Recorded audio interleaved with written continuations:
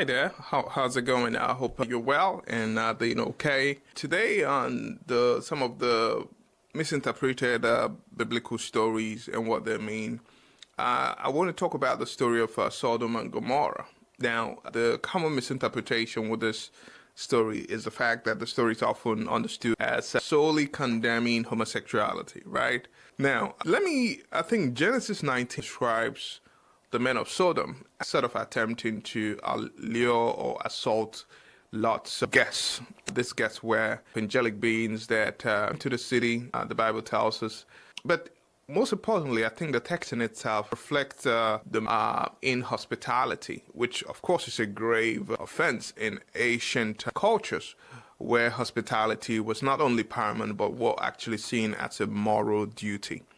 In other words, when you have a foreigner among you, it's important that you take good care of them. And so, but the Bible also tells us, especially as we start to think about the text in itself, it's not about the story of Sodom and Gomorrah was never about homosexuality, because we see in Ezekiel 16 verse 49, which clarifies the sin of Sodom and Gomorrah. The Bible tells us that now this was the sin of your sister Sodom. She and her daughter were arrogant. They were overfed. They were unconcerned. Now, when you think about that, it tells you what this is all about. It was not about homosexuality. It was about the sin of pride. They were arrogant. It was about the sin of gluttony. They were overfeeding unnecessarily. It was also due to the neglect of the poor. They were feeling unconcerned about the poor. And we see this playing out, especially this neglect of the poor. The Bible tells us that they did not help the poor and the needy. Maybe that's the point of the whole story, this last part. The fact that they did not care about the poor and the needy. Now, of course, other biblical passages, like in Jeremiah 23, I think verse 14, even Isaiah 1:10, also sort of highlights the cities among Gomorrah's general immorality, right? But the focus was on, for example, on things like social justice than sexual behavior. So it wasn't necessarily about sexual behavior or homosexuality as many would have thought or maybe had assumed. But I think the story of Sodom and Gomorrah might be the example, especially when you think about the story of the guest of Lot, that the men of Sodom and Gomorrah wanted to have sex with. Perhaps that had more to do with the fact that these people did not care about the poor and the needy, because these were men that came to Lot's house. They needed a place to sleep. They were foreigners. In today's term, you could say they were immigrants. They were undocumented migrants, if you will. They were migrants. They were immigrants. They were non-natives coming into the city, in a city, and wanted just a shelter. And here you find the men of Sodom kind of displaying their their neglect of the poor and the needy in their society.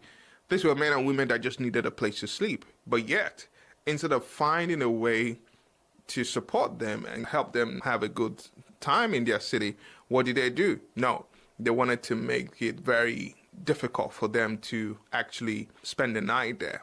And we could transpose this to today and still see how this still plays out. Even in our time, we find how citizens of maybe countries in the West or maybe those that are not in the West still treat foreigners among them. Just recently, I wouldn't call any country, but you find out that in the news, you see it every day, how people are so very nasty and very unwelcoming to even migrants and those foreigners that is living in their country. And that goes to tell you that the sin of Sodom and Gomorrah is still very much the sin of so many countries today, where they lack respect for the poor and the needy in their society, where they don't have the moral duty to take care of foreigners in their land, where you find them make policies that do not in any way contribute or even help the poor and the needy in their society. That is the sin of Sodom and Gomorrah, and not so much about emphasis about homosexuality. That wasn't really the point of the message. The point of the message was the fact that here are people, angelic beings, that are visiting someone that came to this city and was hosted by Lot.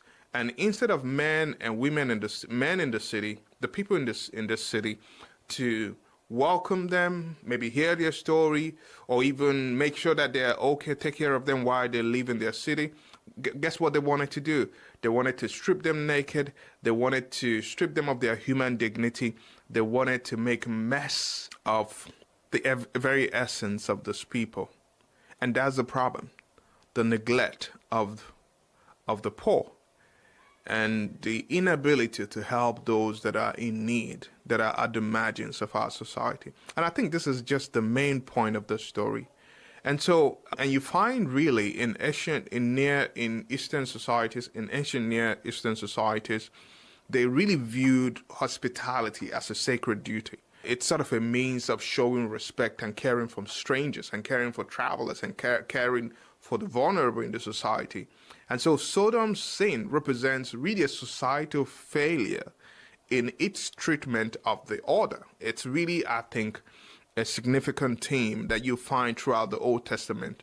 And so the story of sexual immorality, it's just people trying to read meaning to text. The story in itself serves as a cautionary example of what happens when societies become so self-centered and neglect justice and neglect things like hospitality and neglect things like compassion. And I think that's what the story is about. And so the misinterpretation that the story of Sodom and Gomorrah is really about homosexuality, I think it's not true. Anyway, I hope that this has been helpful to you. Let me know what you think and how have you kind of interpreted or talked about the story of Sodom and Gomorrah in the past. Looking forward to reading some of your comments and seeing you on the next one. You take care, and I hope you have a great time. Bye.